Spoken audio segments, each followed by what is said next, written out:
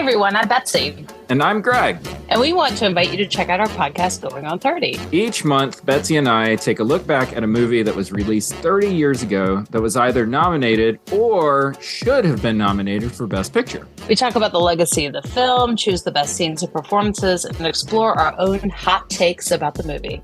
And we discuss the greatness of Tom Cruise, an actor who has graced our screens for multiple decades, taking on some of the most artistically challenging pursuits while displaying what can only be described as an everyman relatability. An actor, nay, a thespian, who pushes the boundaries of what the medium is capable of while revealing the humanity that's underlying. All right, I'm done. I cannot tolerate this anymore. So listen to Going on 30 every month right here on the Popping Collars feed, wherever you get your podcasts. I love you, Tom! Oh, jeez.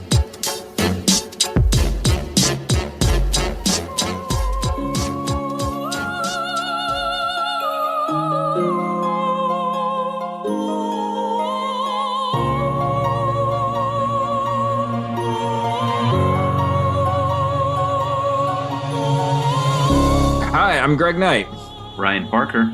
And this is PCTV, a Popping Collars side piece, side hustle, side.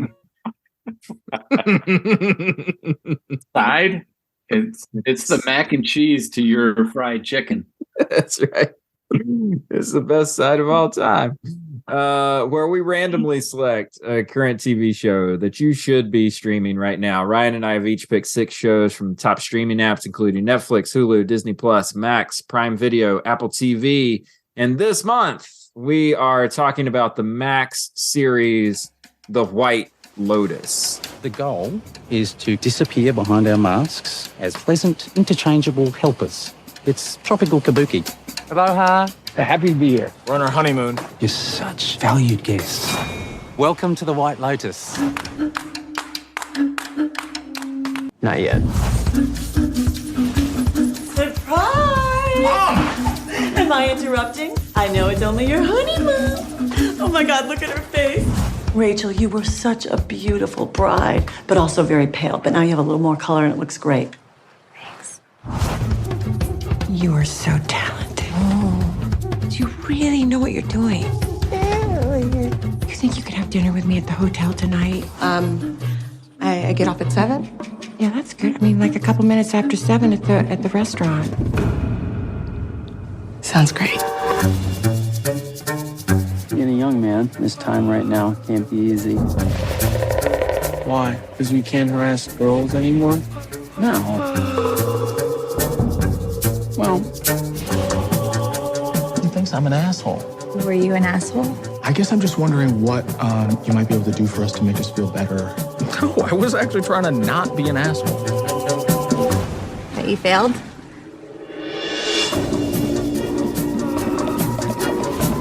Where were you? I just walked around.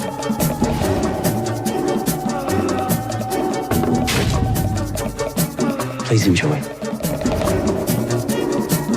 Belinda is the best. Good, I'll make an appointment. If she's not booked with me. Sometimes just watching them eat every night makes me want to gouge my eyes out. Belinda! Belinda!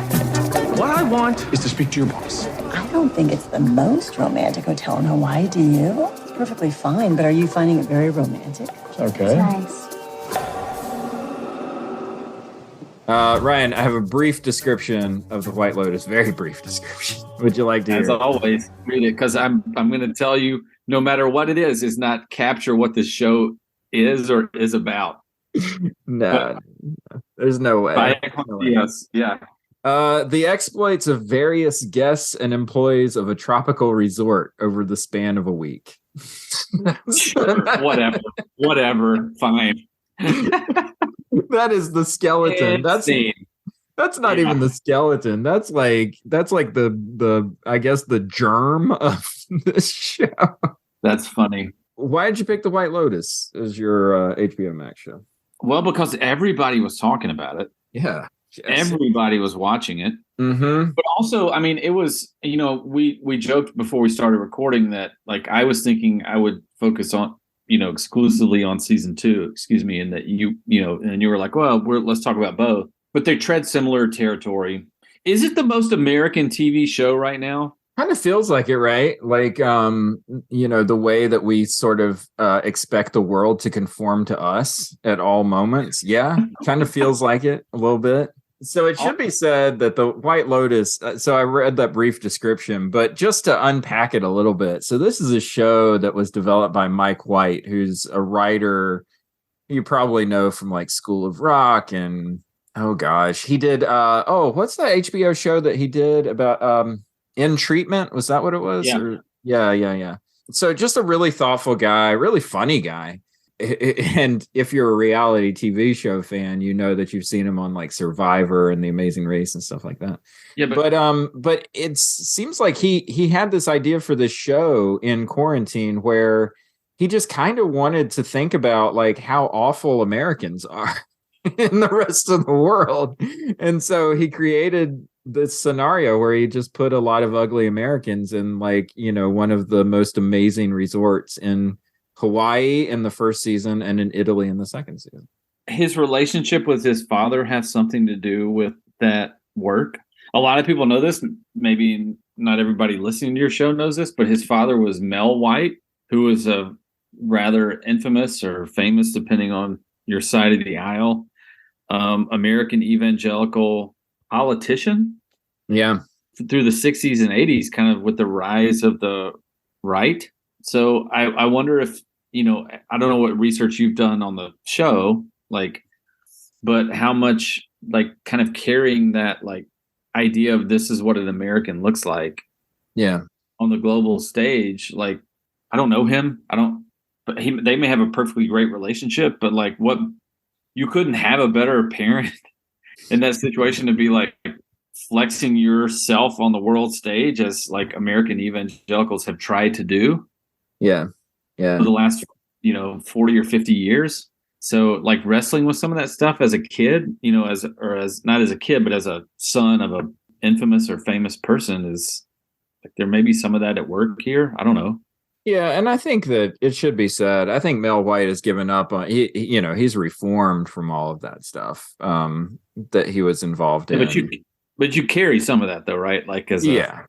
Yeah, I would say that that's right. And and the beauty of this show is that, it's about ugly Americans in a tacky, resort living off of the service of the culture where they're staying and stuff like that. But at the same time, he uses that as a vehicle to explore real family relationships and real family dynamics. And, how do these things play out? What does it mean if you don't love your wife anymore? What does it mean if you have no ability to connect to your father or your grandfather? All of these things are part of this show. And I think that what brings people back and why it was a phenomenon is that, there's a lot of this that's really uncomfortable, but it's really uncomfortable because it's kind of close to who we are and what our relationships are, Yeah. When you ask why I picked it, I mean, jokingly, I would say because everybody watched it and, hopefully people would want to listen into what maybe you and I have to say about it. But I think the first season, obviously captivating. I was instantly attracted to drawn to the staff of the hotel. And the goal is to create for the guests an overall impression of vagueness that can be very satisfying, where they get everything they want, but they don't even know what they want, or what day it is, or where they are, or who we are, or what the is going on. It looks like you got a dollop of mayonnaise on your top, Lonnie. What is that? Oh, I don't know. Oh, God, here they come. Just hold the tray up high and cover a stain on your boot. Just a little higher. That's it. Welcome. Mr. and Mrs. Mossbacher. Hello, I'm Armand, the resort manager. Welcome to the White Lotus. Thank you. How was your journey here? That kept me coming back episode after episode, even though, of course, Jennifer Coolidge is great. Season 2 carries a little bit of that, although I don't think that part of the show is as strong.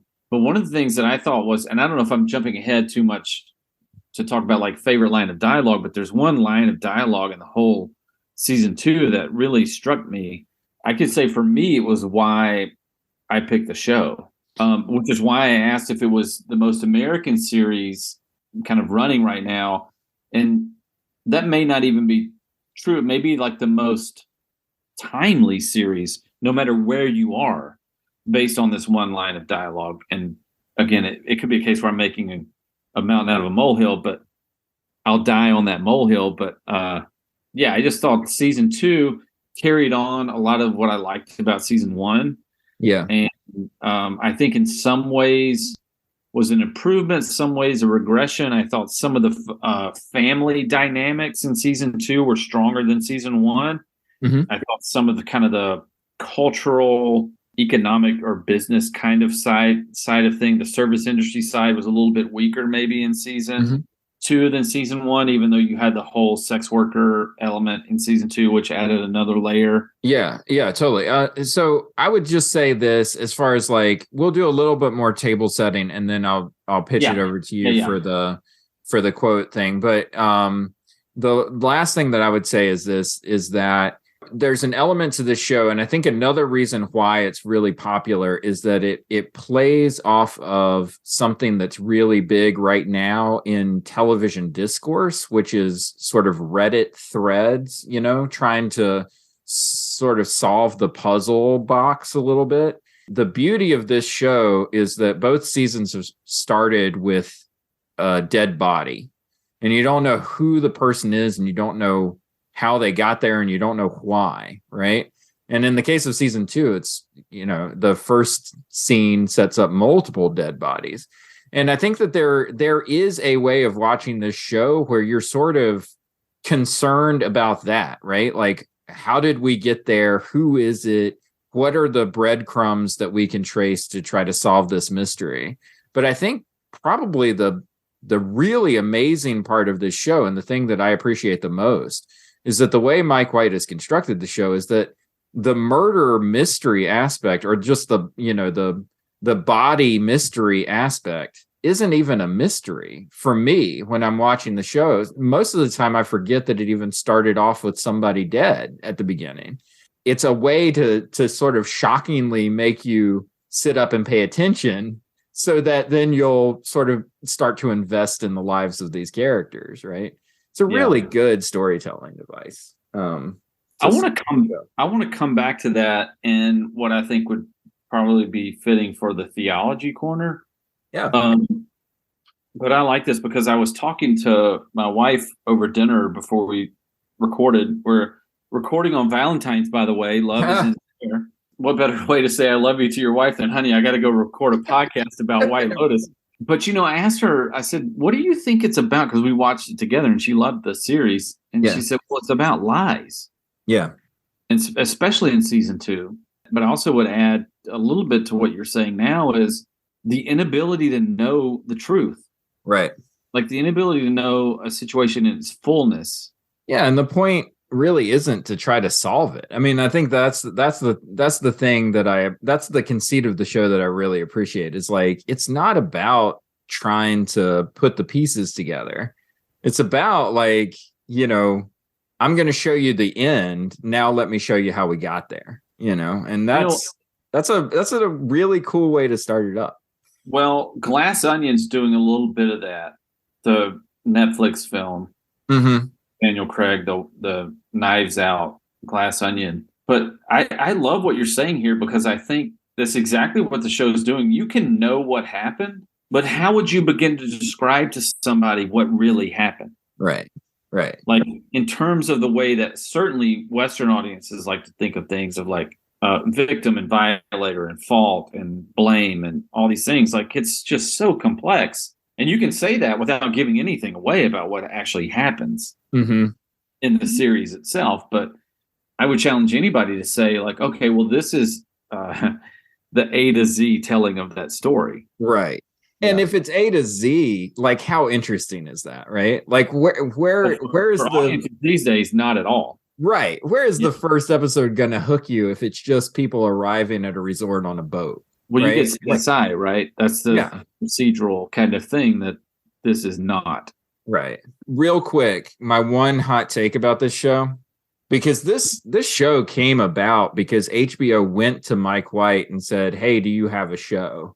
And because they had basically no content coming out of 2020, right? Quarantine had shut down production for shows. They burned through all their content. Yeah, and it was basically like impossible to get stuff made during the height of COVID. And so they're like, what's a show that we can do where everybody's in one location and blah blah blah. And Mike White was like, well, it turns out I've been thinking about a show that's like this. It's just set at a hotel, so you don't have to worry about like a bunch of people around and stuff. And you could just film it there. And so there's a part of me that really thinks that this is just a scam that Mike White's running so that he can go on vacation to Hawaii and Italy.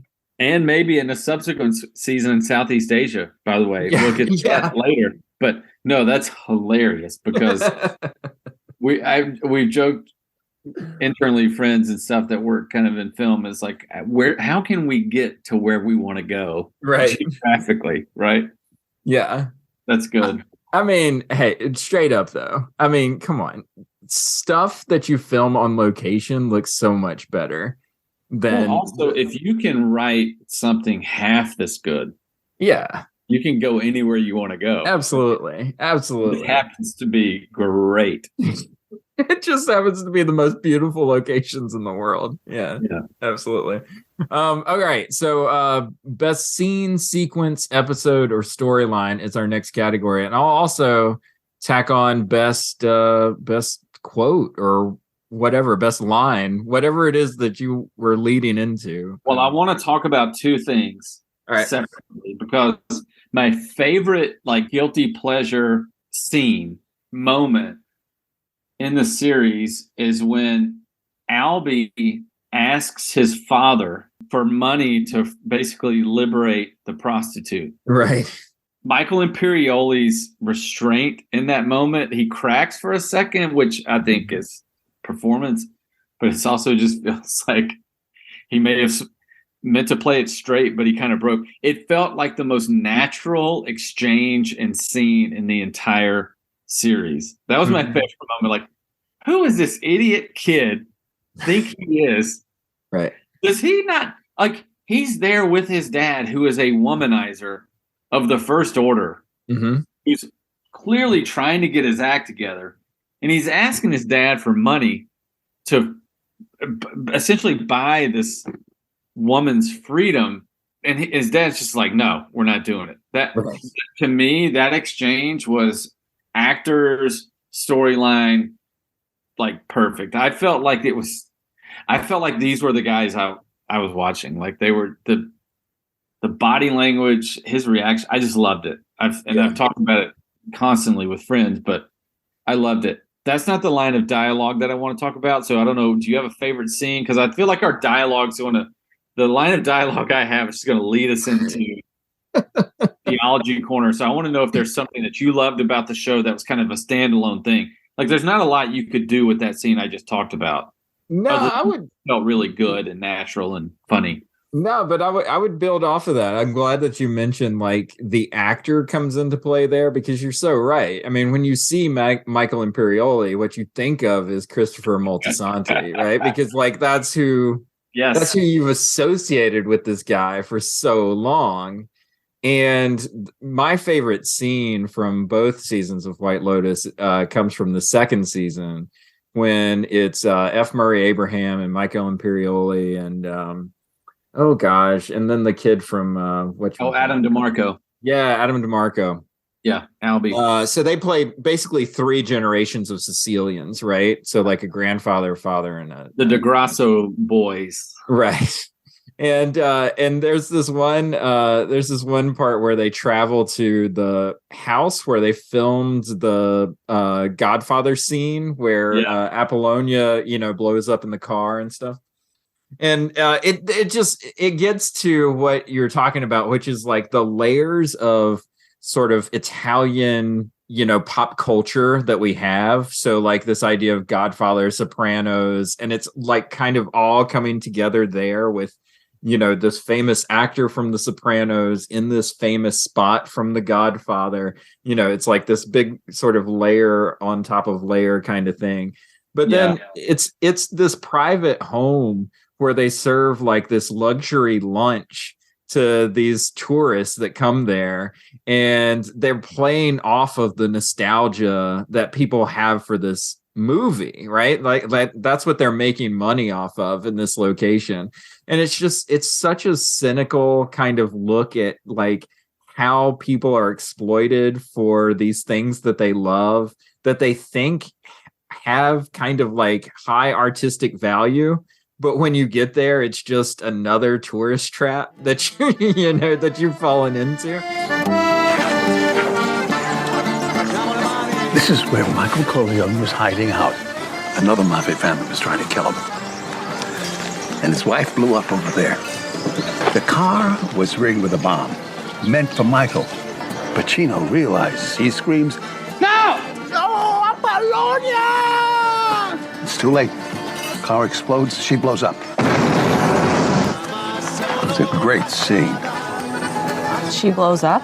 It's a little tasteless, maybe? Oh, they're just trying to make a buck. They own a house where they shot the best American movie ever made. No, it's not. Why not? I think so. Well, yeah, I mean, you would. All right, what's that supposed to mean? It's because you're nostalgic for the salad days of the patriarchy. I just love it. It's just like, it's got all these sort of layers of like generations of Sicilians, which you think is admirable, all doing sort of, again, ugly American touristy things. And it's it's a fascinating look at kind of how all those things work together. I kind of love that conflation of family pilgrimage with American assholery. Right. Pardon my language, but I love that. Like, it's so hard to distinguish between the two sometimes. Yeah. I mean, well, if you think about the White Lotus for both seasons, like, the way that an episode is constructed is that it starts in the morning and it ends at night, right? And so you basically see an entire day at the resort on this vacation. And so frequently every meal that all of the characters have is breakfast at the resort and dinner at the resort. They're in these amazing places, in these amazing locations with amazing culture and amazing cuisine all around them. And all they do is eat at the restaurant, eat at the hotel restaurant every night. And complain. Yeah. It's so beautiful in how simple it is and how much it says at the same time.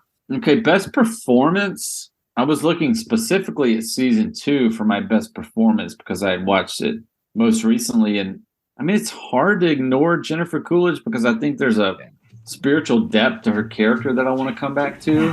Do you speak English? No. No English? Okay. Do you know these gays? Gay? I know it sounds crazy, but my husband, he knows Quentin. See, he brought me to Sicily, and then he left so he could have an alibi.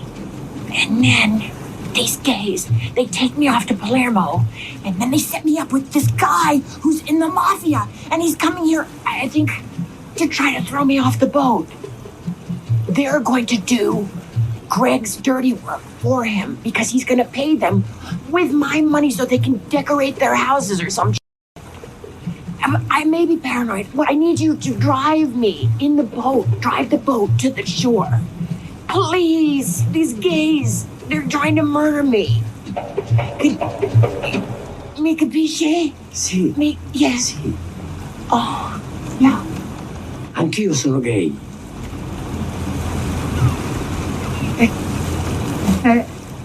Qua siamo tutti gay. You're gay? Sì. Tutti quanti siamo gay. Tutti.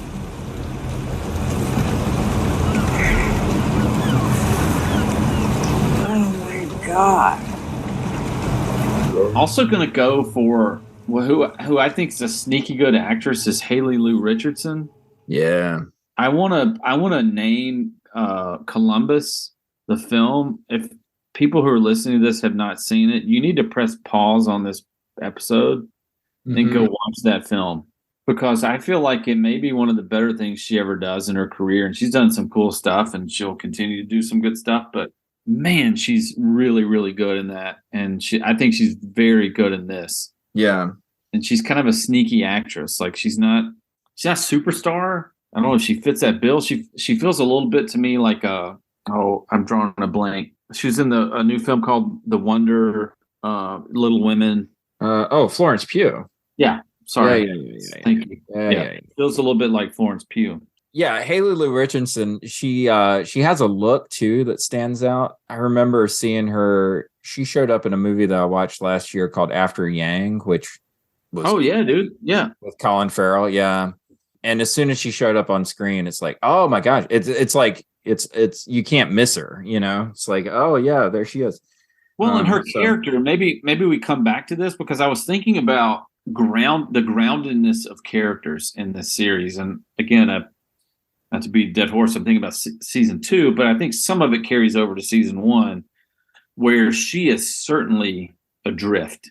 Yeah. And counter to her, I was trying to think of characters who were more anchored or grounded. So yeah, we can come back to that. But yeah, her performance is so good in this season. I would say, like, for my best performance, it should be said, Murray Bartlett was amazing in the first season. Yeah. And I'm glad that his career has seen a resurgence, you know, with White Lotus, with The Last of Us, obviously going all the way back to Looking and stuff like that. It's just a really good actor. I got to say, my best performances, I have 2, and they're both one from the first season, one from the second season. It's Molly Shannon when she shows up in the first season, and then Tom Hollander when he shows up in the second season. Yeah. And the reason is because, like, they almost, like, these characters serve as almost like relief inning pitchers. Like, Mike White kind of holds them out of the story until about the halfway point of the story. And then both of these actors come in throwing like 100 miles an hour. And you're just like, oh my God. It like revitalizes everything that you've seen up to that point when they get inserted into the narrative. Certainly in the second season, because when he shows up, you're like, what the hell is happening? Yeah. Yeah. Like, this is not going to be good. Right. Yeah. Right. And you're trying to figure it all out. And like the next thing you know, there's like cocaine and, you know, naked men, you know, flowing all over the place. And you're just like, what the hell is happening?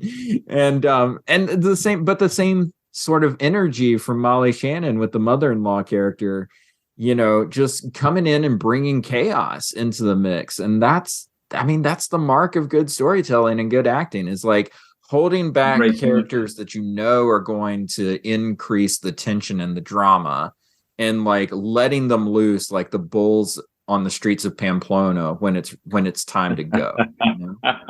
That's a great point. I think going back to season 1, another name I would like to throw out is Steve Zahn, because can he do wrong? I don't care if it's like a big blockbuster adventure movie and he's the comedic relief, or if this, you know, like season 1 of White Lotus, where it's a profoundly emotional performance, like intimate and broken and lost kind of character. He's very good. Oh my God, he's amazing. I think I went all in on Steve Zahn, probably with like Out of Sight by Soderbergh. Maybe a little bit before I was talking to somebody about that movie the other day, and they had never seen it. It's genius. And I was like, maybe one of the scene in there. Yeah, it's maybe the best, if not like second best Soderbergh. It's great. Mr. Mosbaka looking very handsome tonight. Oh, thank you. We have something special for you tonight. Our local staff will be performing some traditional Hawaiian entertainment, which will begin right now with the blowing of the poo. Honey kapoo!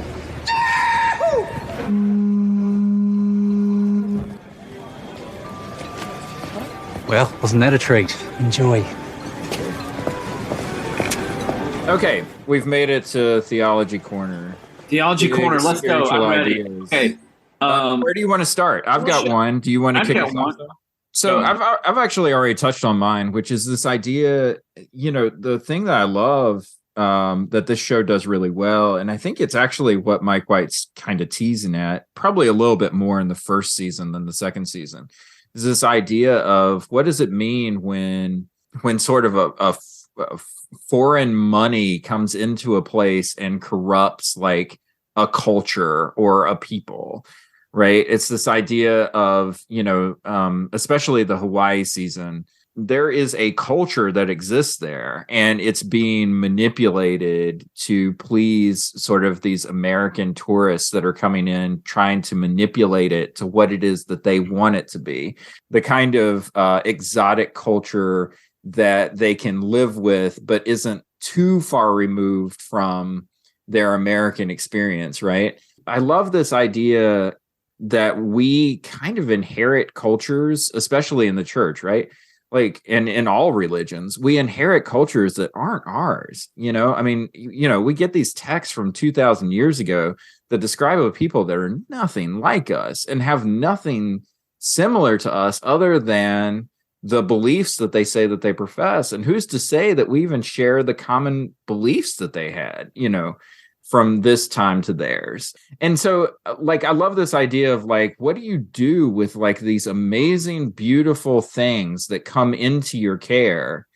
And how do you treat them with the honor and respect that they're due and not turn them into some sort of tacky recreation that you can then make a buck off of, Well, honestly, it's like what we talked about when we were talking about the Camino and that last 100 kilometers of the Camino, where it's like, there's somebody willing to sell you, the image of Saint James on, I don't know, like a dog blanket or something, it's like there's no shortage of stuff that they're willing to sell you in the name of religion.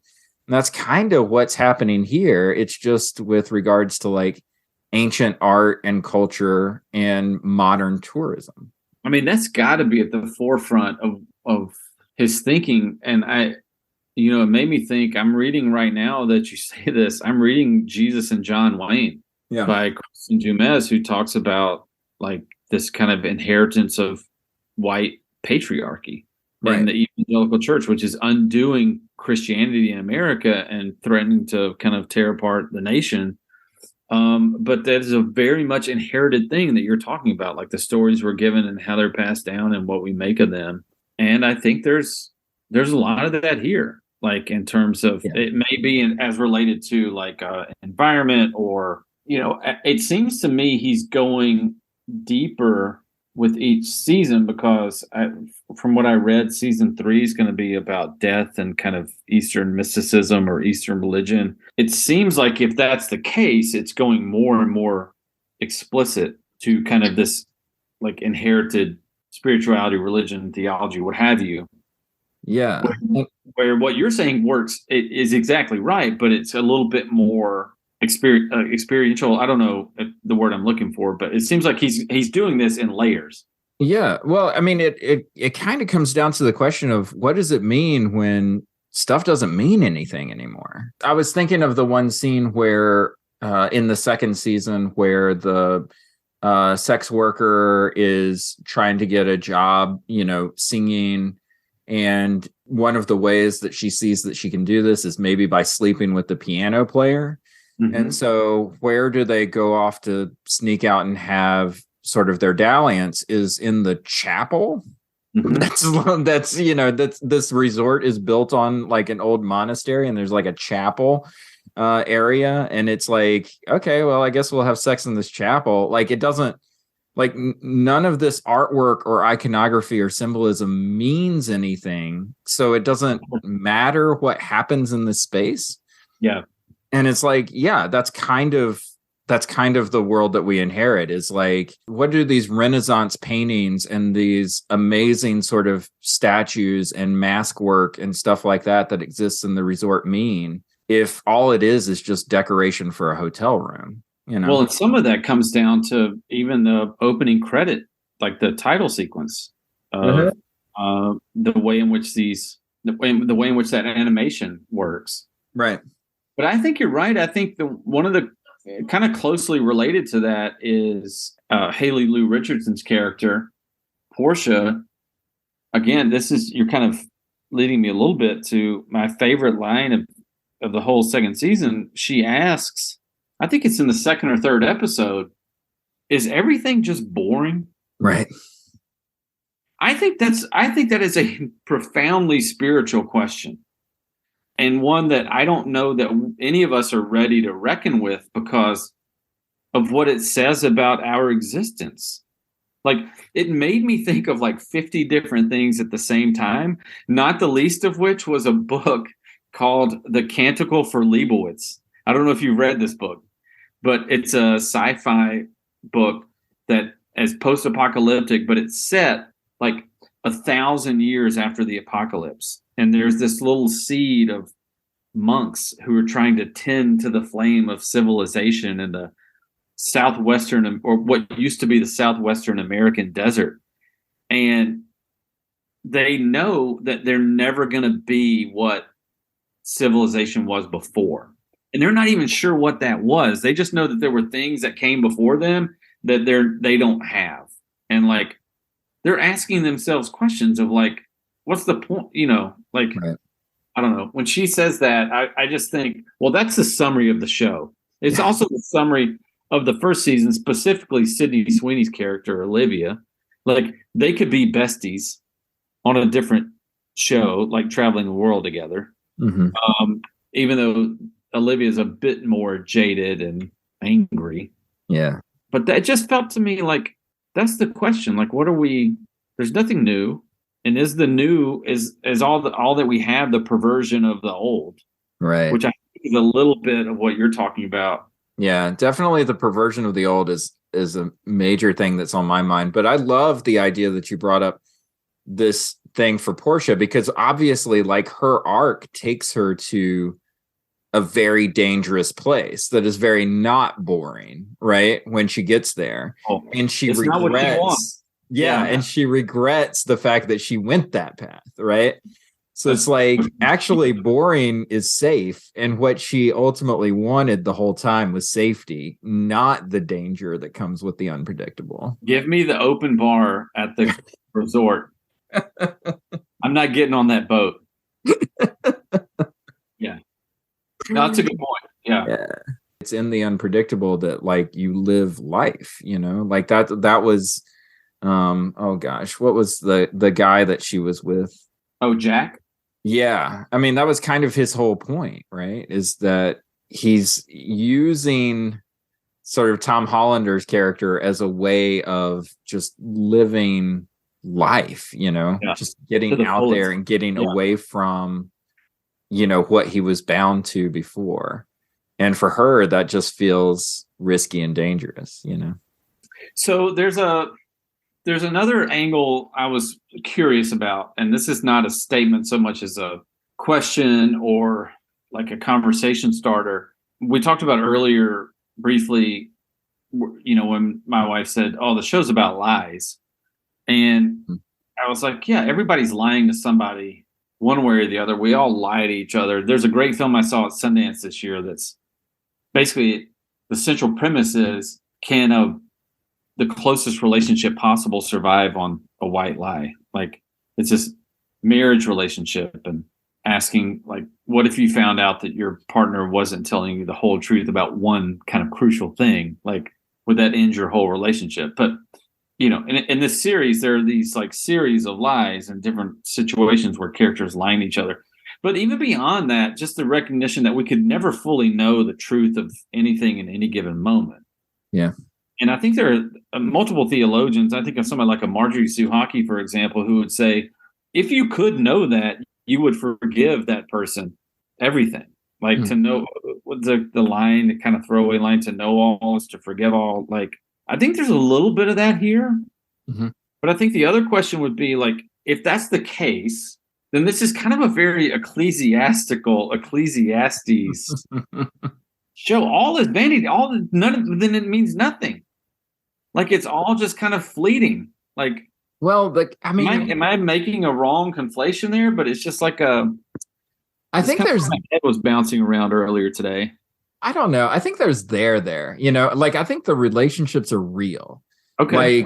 And I think the reconciliation is real for some of these people, like especially between father and son, maybe. Exactly. Yeah. Between father and son, between husband and wife, like sometimes understandings can be worked out, even though there's a lie there, but also like what you're saying is 100% right. It's all built on the biggest scam of all, which is like this sort of sheen of capitalism, with these sort of, manufactured resort experiences. Yeah. Like the whole setting of what they're in is the big lie, right? And you're trying to find the truth in the midst of, a castle built on lies, the White Lotus, Yeah. But I mean, Murray Bartlett crapping in a suitcase, that's real. That says something real about who he is and how he feels about the way that those people treat him as service staff. Exactly. Mm-hmm. Yeah.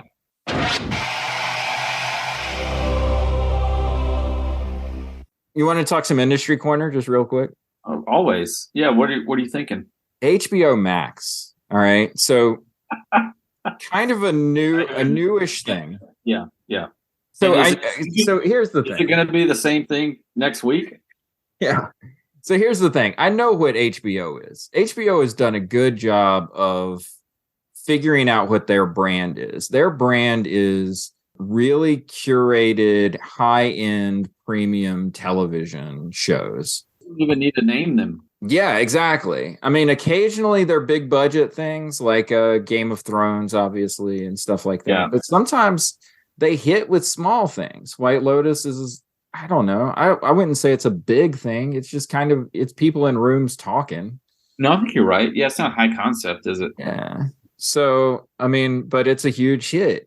And then if you think back to like HBO, like the burgeoning HBO days and like the, the whole Sopranos, 6 Feet Under, that whole run of stuff, Curb Your Enthusiasm, like HBO is a very particular brand. And it's like, if you're watching an HBO show that it's probably a good show because they have that behind them. HBO Max is Warner Brothers and Discovery just vomiting all of their programming into one space. And it just so happens that programming. Right. And it just so happens that the HBO stuff is in the middle of it all. Earlier this year, last year, when Warner Brothers canceled the Batgirl movie, which had basically been shot because essentially it didn't fit with their brand. I was like, well, what brand are you talking about? Throw it on HBO Max and nobody's going to notice. What's your identity? I mean, if your stuff is like, I mean, listen, like I say it as if it's bad stuff. Like a lot of this is good stuff, but it's like, why do you hate Friends? Why do you hate Friends? Yeah. I tell you what, Friends is fine. Let me do Big Bang Theory instead, right? Oh, like if you're throwing shots fired. If you're throwing Big Bang Theory out there alongside, like, I don't know, Chip and Joanna Gaines or whatever, and then you've got like Studio Ghibli and White Lotus in the same sentence. It's like I don't know what you're trying to sell me. It's like you're trying to sell me comfort television on a Saturday afternoon and high-end Sunday night. Yeah. Have you watched Velma? No, I haven't. Okay. Well, that's the new Scooby-Doo thing, right? Yeah, it's like I don't like this word, but I'm going to use it because it'll instantly, people will know what it is. It's like the woke Scooby-Doo. It's like hyper progressive Scooby-Doo. Got it. Which some of it's very funny. I'm just like, but there's a lot. I mean, that may be why a lot of people don't like it, but I found like the first episode to be quite clever. But again, it's that kind of thing, like who are you? Because there's a lot about Friends, for example, that does not age very well, Yeah. Yeah. And I mean, I don't know that HBO Max is going to, I don't know that there are any real solutions going forward. Because Discovery is going to have a bigger hand in programming. And so it's like, I don't know, does it cheapen the HBO brand if like your shows are coming in between episodes of Trading Spaces? Yeah. I don't know. I mean, the whole thing could also change this year. I mean, there's conversation about the name changing. Yeah. Like, what do we care about names and brands? It's like, just find the stuff you like and watch it. But right. I mean, I guess I would push back, not even push back, but just a counter question would be, does where a show lives change the way you view it? Like if White Lotus was on Netflix, would it be White Lotus as constituted? Yeah, I'm sure. Like if it was the exact same thing, it would, people be like, hey, this great new Netflix show. But like, I agree with everything you're saying and sharing your sentiments, but like, what is it at the end of the day? Like, we got a show, you and I are talking about it. If it's on ABC or HBO Max, I mean, obviously this wouldn't be on ABC, but you know what I mean. You know what I mean. Yeah, no, I just think it's one of those companies, Warner Brothers, right? Who probably saw. I mean, here's the honest story. They saw the numbers that Friends was doing on Netflix, and they were like, well, but that's our thing. Like, why is Netflix making money off of our thing? And so they just put all of their stuff up on one space. Well, that's a little bit like The Office and Parks and Rec, right? Going with Peacock or whatever platform. Right. But the problem is that when you put everything on one platform, nobody knows what your platform is. Like nobody understands what you're selling. I don't go to a hardware store to buy pork sandwiches. Like, I don't know. It's just my weird. friend, you do not live in Mississippi then. That's all because no, I'm kidding. But I know what you're saying, and I that's the challenge is navigating all that stuff, man. Yeah. All right. Well, we'll see. I mean, I think Max is in for a big change later this year. So maybe the next time we encounter him, we'll have new thoughts about him. Ryan, are you ready to spin the wheel and see what our next show is? I'm never ready, but I'm going to hold on for dear life. So far, the wheel has been in love with you. It's picked 3 of your shows in a row. I think it's going to pick another one. Actually, it picked one of mine. So it has chosen my Disney Plus series that I picked, which I had originally picked Star Wars Visions for this, but we're able to make trades on this show. So I think I'm going to trade Star Wars Visions for a different show. Okay. So my trade is that my Disney Plus show, instead of being Star Wars Visions, I would like for us to talk about Loki next time. I remember absolutely loving the last 2 episodes of that series. Yeah. Maybe 3. Maybe the last 3. We're heading into another sort of Marvel season on the horizon. And I want to look back to this because I think this show may have been the last good Marvel thing produced.